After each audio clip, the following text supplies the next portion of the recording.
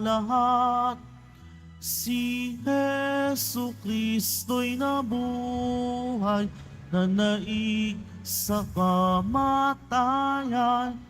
Alleluia, Alleluia. Sa ngalan ng Ama at ng Anak at ng Espiritu Santo, Amen. sumainyo ang Panginoon. At sumayo rin. Mga kapatid, sa sandaling katahimikan, ating isipin at pagsisihan ang ating nagawang kasalanan. Ihingi ng tawad ang mga ito upang tayo'y maging marapat gumanap sa banal na pagdiriwang. Tayo pong lahat, inaamin ko sa makapangyarihang Diyos at sa inyo mga kapatid, lalo pa ako nagkasala sa isip, sa salita at sa gawa at sa aking pagkukulang. Kaya isinasamo ko sa mahal na Birheng Maria, sa lahat ng mga anghel at mga banal, at sa inyo mga kapatid na ako'y ipanalangin sa Panginoong ating Diyos. Kaawaan tayo ng makapangyarihang Diyos, patawarin tayo sa ating mga kasalanan, at patnubayan tayo sa buhay na walang hanggan. Amen. Panginoon, kaawaan mo kami. Panginoon, kaawaan mo kami. Kristo, kaawaan mo kami. Kristo, kaawaan mo kami. Panginoon, kaawaan mo kami. Panginoon, kaawaan mo kami. Manalangin tayo.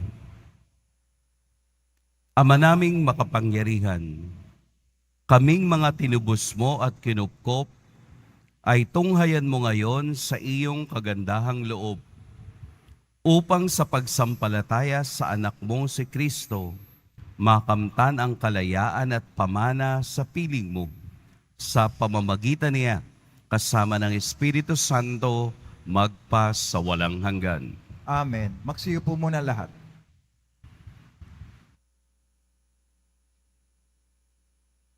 Pagbasa mula sa mga gawa ng mga apostol.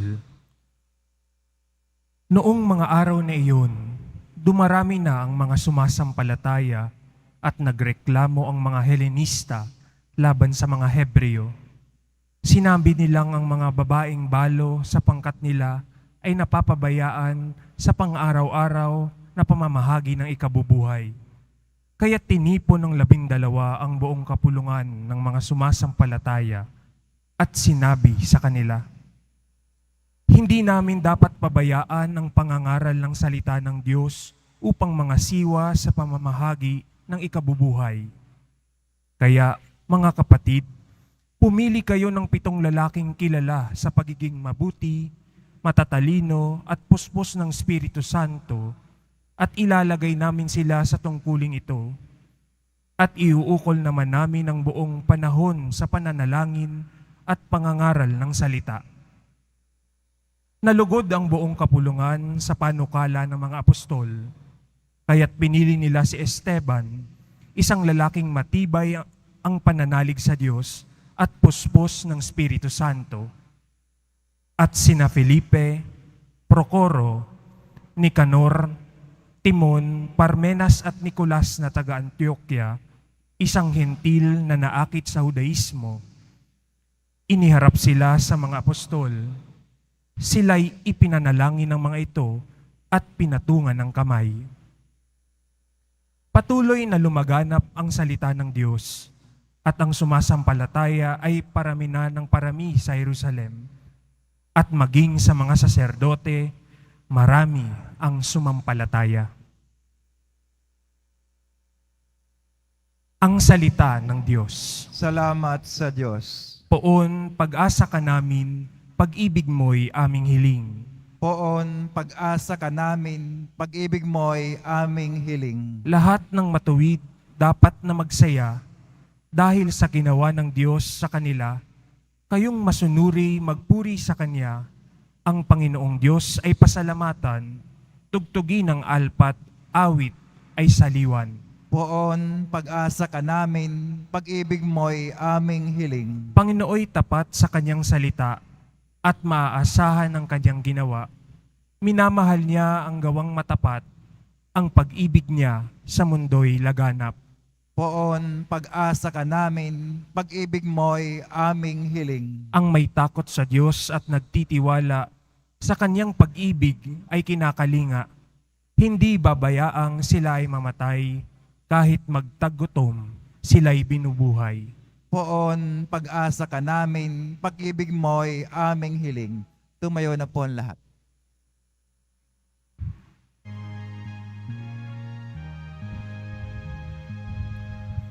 Hallelujah, Hallelujah, Hallelujah, Hallelujah.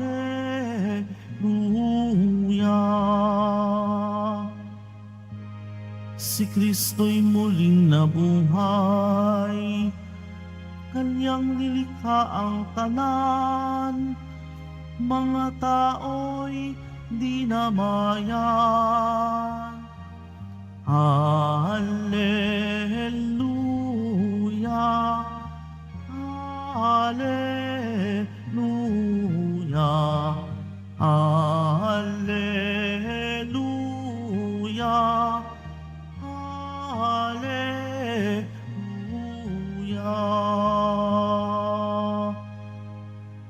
Sumainyo ang Panginoon. At sumayo rin. Ang mabuting balita ng Panginoon ayon kay San Juan. Papuri sa iyo, Panginoon.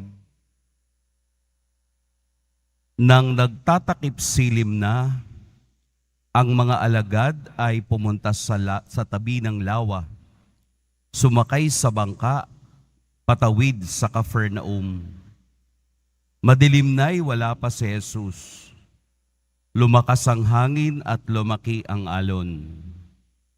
Nang makagaod sila ng mga 5 o 6 na kilometro, nakita nila si Jesus na lumalakad sa ibabaw ng tubig, palapit sa bangka, at sila'y natakot.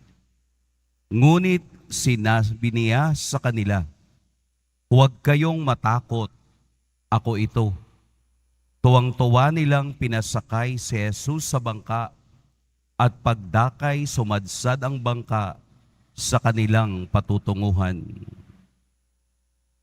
Mga kapatid, ang mabuting balita ng Panginoon. Pinupuri ka namin, Panginoong Jesucristo. Magsiyo po muna lahat. Magandang umaga po sa lahat. Bahagi na ng kasaysayan ng simbahan ang image ng bangka, ship or boat. Mula noon hanggang ngayon, kapag meron kang gustong ipakita na paglalakbay sa loob ng simbahan, bangka ang kaniyang pinaka-simbolo. Kaya nga po siguro kung natatandaan ninyo nung pagbisita dito ni Saint John Paul II noong 1995, the World Youth Day, ang image noong World Youth Day logo noong 1995 ay bangka. The Pope and the youth together. Tapos bangka yung symbol. Dahil ang bangka ay sumisimbolo sa simbahan. Simbahang naglalakbay sa dagat. Simbahang may patutunguhan. Simbahang mayroong misyon na dapat gawin. Kahit na po sa banal na aklat, sa kasulatan, hindi nawawala ang karanasan ng ibang alagad tungkol sa bangka. Si Saint Paul, halimbawa, yung kaniyang mga missionary journey sa mga bayan sa Asia Minor, ay gumagamit siya ng bangka. Sa katunayan, na-record niya sa 2 Corinthians na 3 beses siyang nasiraan ng bangka dahil Alam nyo na pag nasa gitna ng dagat, mas malakas ang puwersa ng tubig at hangin kesa doon sa bangka. Si Saint Peter sa kaniyang sulat sa 2 Peter ay patungkol din sa bangka. Sa ating ebanghelyo, nabanggit din po ang bangka. Sumakay sa bangka, patawid sa Capernaum. Ang mga alagad ay tumawid sa kabilang pangpang. Pero wala doon si Jesus. Kung inyong mapapansin, may 3 na sitwasyon na ibinigay ang ebanghelyo. Madilim, malakas ang hangin, at lumalaki ang alon. Habang sila'y nasa bangka, wala doon si Jesus. Hinihintay nila. Lumaki ang alon at madilim. At nang makita nila si Jesus na naglalakad sa ibabaw ng tubig, tuwang-tuwa sila. Bakit kaya? Anong meron kay Jesus sa ating poong Nazareno na kailangan niyang maglakad sa ibabaw ng tubig? Kasi po, sa kultura ng mga Hudyo, ang ilalim ng tubig ay isa sa pinamamahayan ng dyablo. Kaya si Jesus ay naglakad sa ibabaw ng tubig upang ipakita sa mga alagad na ito na kahit na ang kalikasan ay susunod at magpapasailalim sa kapangyarihan ng Diyos. Ipinakita niya sa mga alagad na huwag kayong matakot. Pagkasama ninyo ako sa loob ng bangka, makakarating tayo sa pupuntahan. Maliwanag. Tuwang-tuwa sila dahil sumakay si Jesus sa bangka. Pagsakay ni Jesus, pagdakay, sumadsad ang bangka sa kanilang patutunguhan. Ang ganda pong bigyan ng reflection ang ating buhay. Lahat po tayo ay sumasadsad. Lahat tayo ay nakararanas ng paghampas ng hangin. Lahat tayo ay nahihilo sa alon ng buhay. Pero bumibigay ang tao pag wala si Kristo sa kaniyang bangka. Kailangan natin si Kristo upang ang mga alon ay sumunod sa Kaniya at maging tiwasay ang ating paglalakbay kahit na tayo'y nasa gitna ng dagat. Bahagi po ng alon, hangin at dilim ang paglalakbay sa bangka. Ang ating buhay bilang Kristiyano, bago tayo makarating sa pangako ng Diyos na buhay na walang hanggan, kailangan nating mag-survive sa hampas ng alon at lakas ng hangin. Sa iyong takot, saan kakakapit? Ang bangka ay hindi makapagliligtas kung hindi ang bangkang kasama si Jesus ang siya lamang magkakaroon ng katiyakan na makarating tayo sa ating pupuntahan. Ano man ang sitwasyon ng buhay natin ngayon, hinahampas man tayo ng alon ng problema, binubulyawan man tayo ng hangin na walang katapusan, na parang hindi matapos ang problema, ito ang sitwasyon na mararamdaman natin kapag si Jesus ay hindi natin kasama sa paglalakbay. Kaya nga dapat tuwang-tuwa tayo na makasama at makita si Jesus upang tayo'y makadaong o makasadsad kung saan man tayo patungo.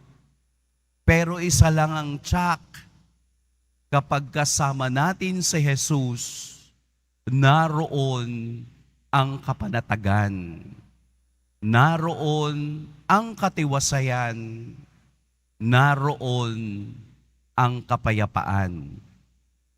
Dahil mas malakas ang Diyos na pinanghahawakan ko kesa sa alon ng buhay na mayroon ako. Pagtitiwala, pagyakap, pagtutok sa Diyos sa aking paglalakbay. Na i-share ko na nga dati na meron akong kaibigan na nag-text. Sinabi niyang hindi na siya naniniwala sa Diyos sa 3 bagay. Namatay ang kaniyang nanay. Pagkatapos ng 6 months, namatay ang kaniyang asawa. Pagkatapos ng 3 months, naoperahan siya at hindi na siya magkakaanak kailan paman. Kaya sabi niya, may Diyos ba? Bakit daw? Ibinalik ko sa kaniya ang tanong, naalala mo ang Diyos ngayong nararamdaman mo ang alon sa iyong buhay. Pero nung nagsasaya ka, kasama mo ang nanay mo, kasama mo ang asawa mo, at wala kang nararamdaman ang saya-saya mo, pero hindi mo naaalala ang Diyos. Ngayong may alon ka na, winawasiwas ka na ng alon ng buhay, ngayon mo sasabihin, may Diyos ba?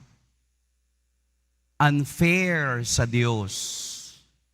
Hindi mo nga siya kasama sa iyong kasiyahan, tapos gusto mo samahan ka niya sa iyong problema.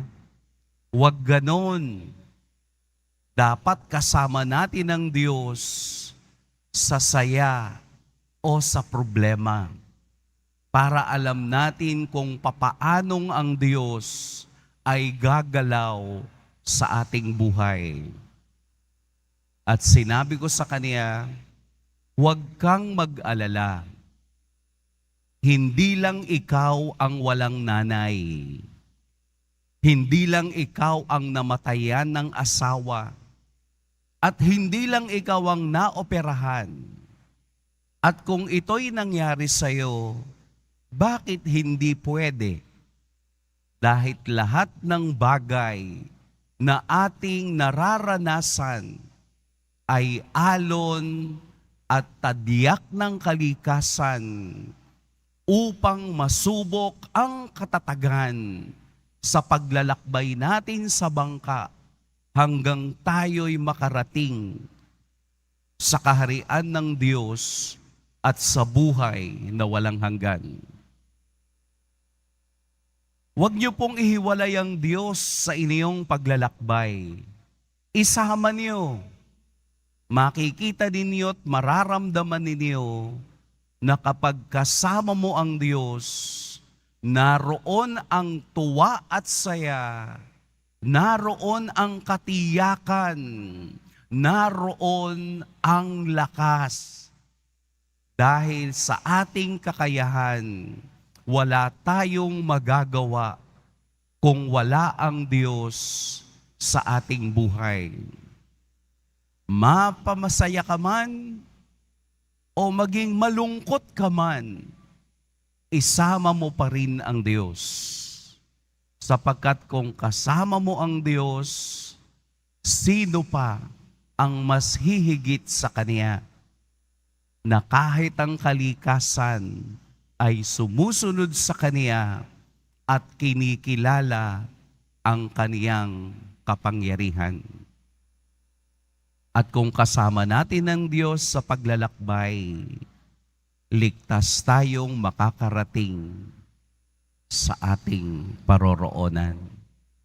Isama po natin ang ating Poong Jesus Nazareno, anuman ang ating nilalakbay sa buhay ngayon. Pagpalain tayo ng Poong May Kapal. Tumayo na po ang lahat.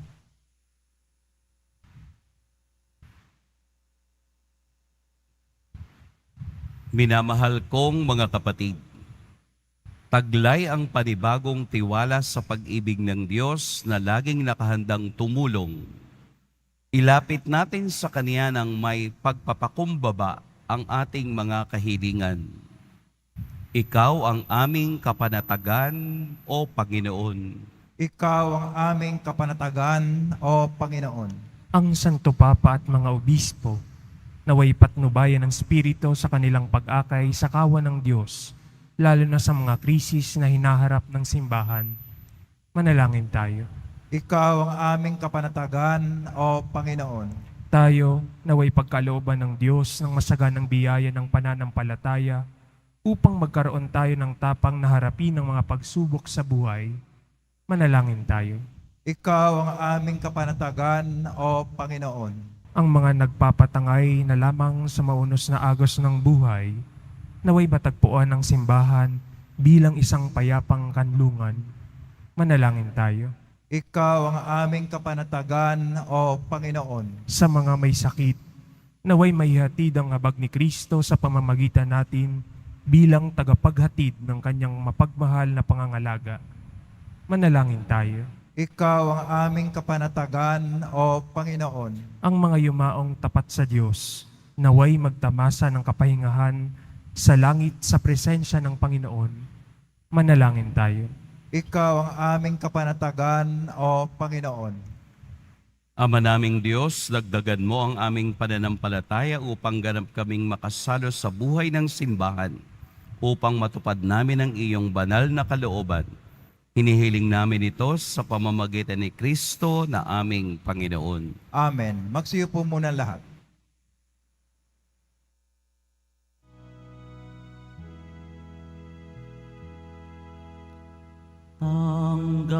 Tanggapin mo, O Panginoon, ang alay ng bayang nagdiriwang. Puhunan mong bigay ang alak at tinapay, handog ng pagkabuhay.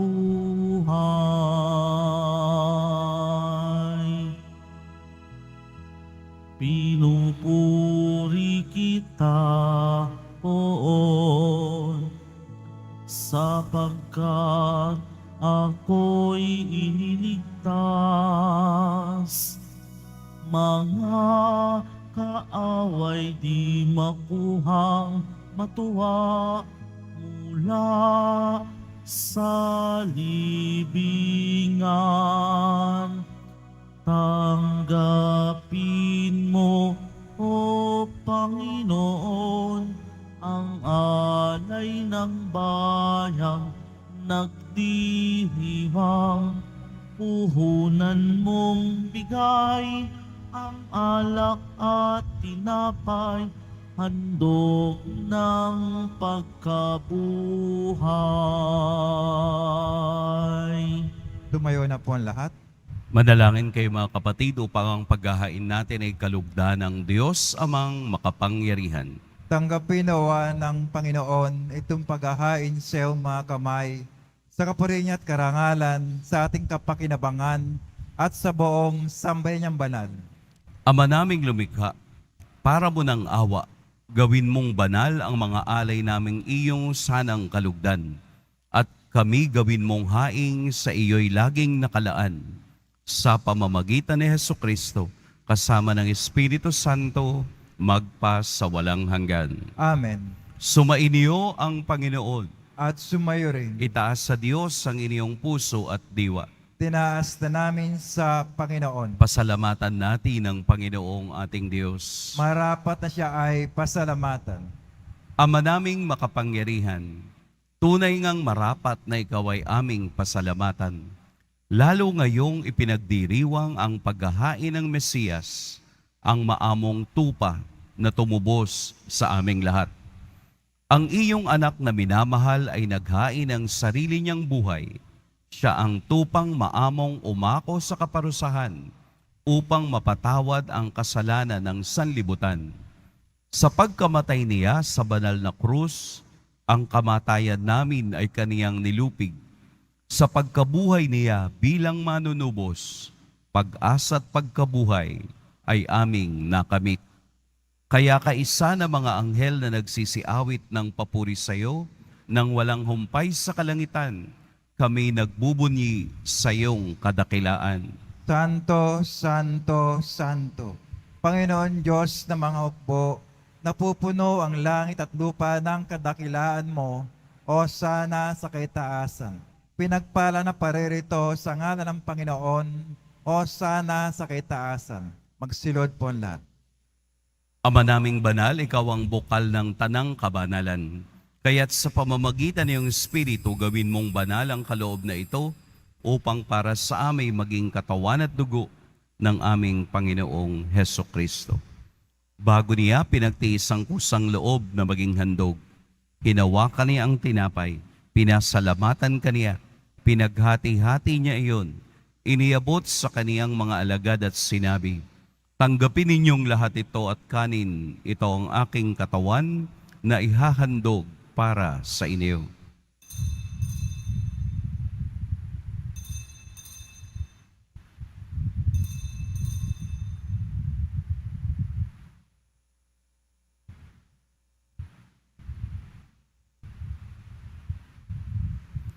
Gayun din naman noong matapos ang hapunan, hinawakan niya ang kalis, muli kaniyang pinasalamatan. Inabot niya ang kalis sa kaniyang mga alagad at sinabi, "Tanggapin ninyong lahat ito at inumin, ito ang kalis ng aking dugo, ng bago at walang hanggang tipan, ang aking dugo na ibubuhos para sa inyo at para sa lahat, sa ikapagpapatawad ng mga kasalanan. Gawin ninyo ito sa pag-alala sa akin."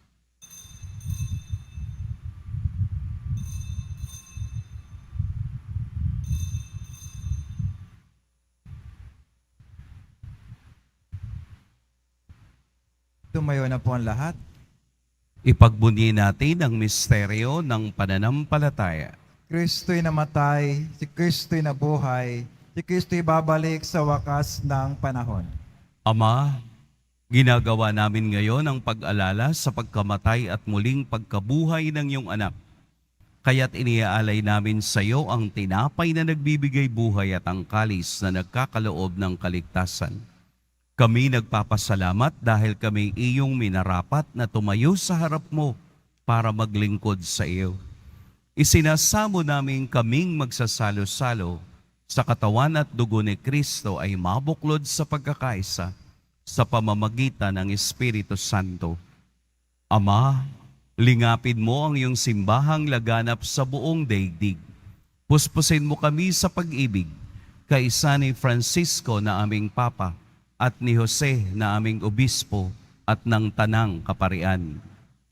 Alalahanin mo rin ang mga kapatid naming nahimlay nang may pag-asang sila'y muling mabubuhay, gayon din ang lahat ng mga pumanaw.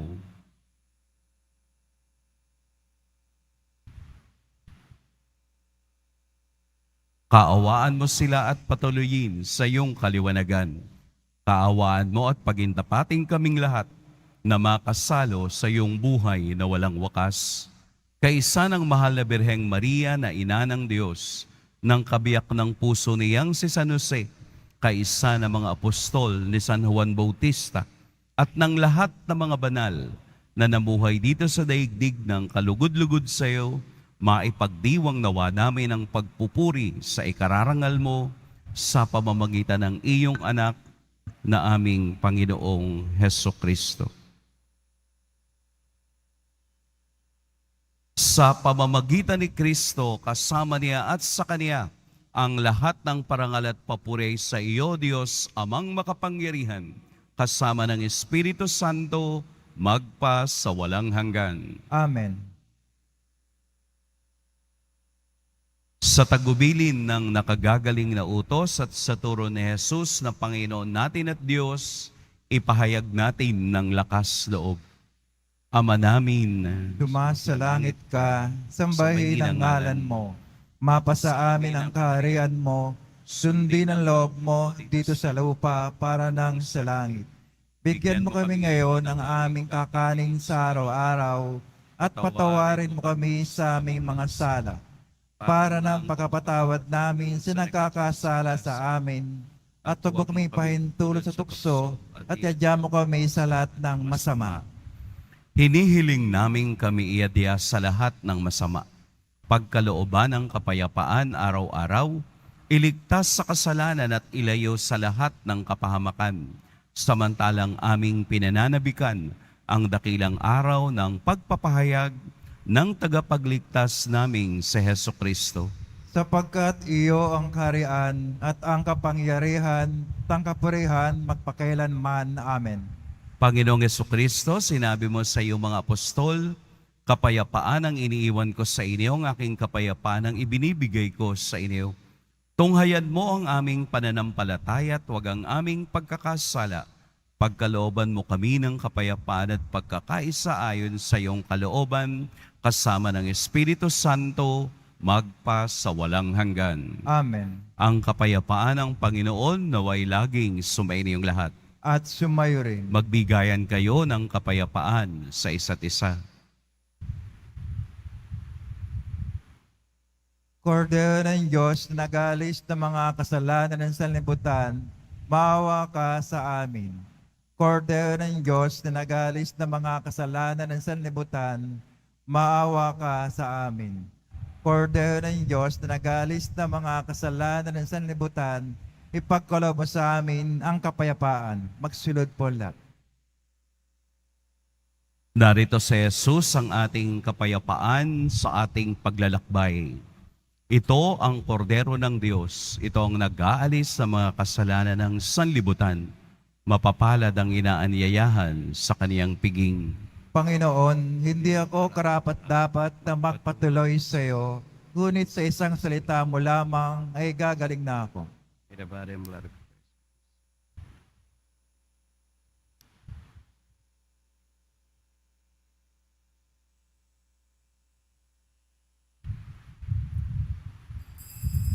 Para sa lahat ng tatanggap ng banal na komunyon, sasagot po tayo ng amen pagkasabi ng pare o ng lay minister ng katawan ng Kristo at isubo agad sa bibig bago umalis sa harapan ng pare o lay minister.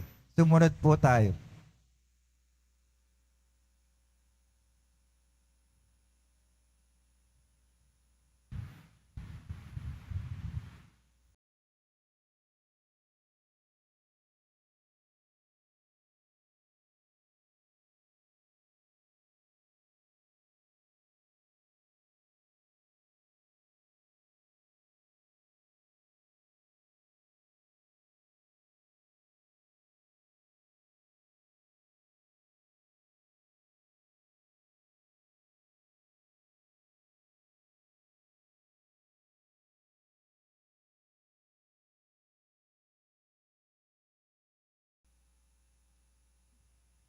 Ama naming mapagmahal, sa pinagsaluhan naming banal na pakikinabang, ang amin nawang pag-ibig ay lalong madagdagan ng ginawa namin sa pag-alala sa anak mong mahal na nag-utos ipagdiwang ang huling hapunan.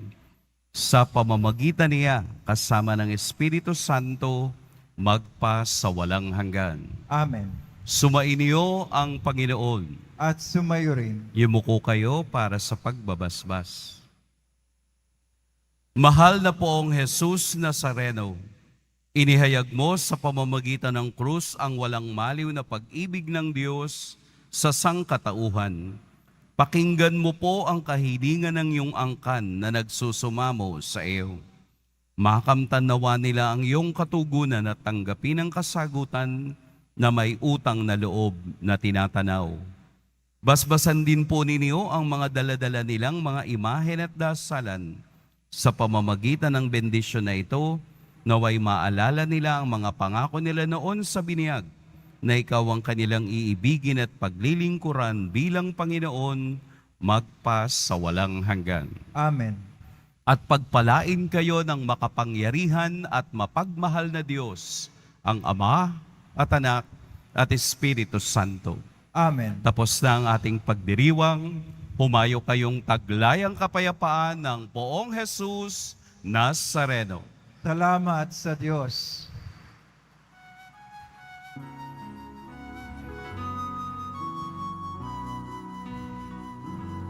Nuestro Padre Jesus Nazareno, sinasamba ka namin. Pinipintuho ka namin. Aral mo ang aming buhay at kaligtasan. Nuestro Padre Jesus Nazareno, iligtas mo kami sa kasalanan. Ang krus mong kinamatayan ay sagisag ng aming kaligtasan. Nuestro Padre Jesus Nazareno, dinarangal ka namin. Nuestro Padre Jesus Nazareno, nilulwalhati ka namin. Nuestro Padre Jesus Nazareno, dinarangal ka namin. Nuestro Padre Jesus Nazareno, nilulwalhati ka namin.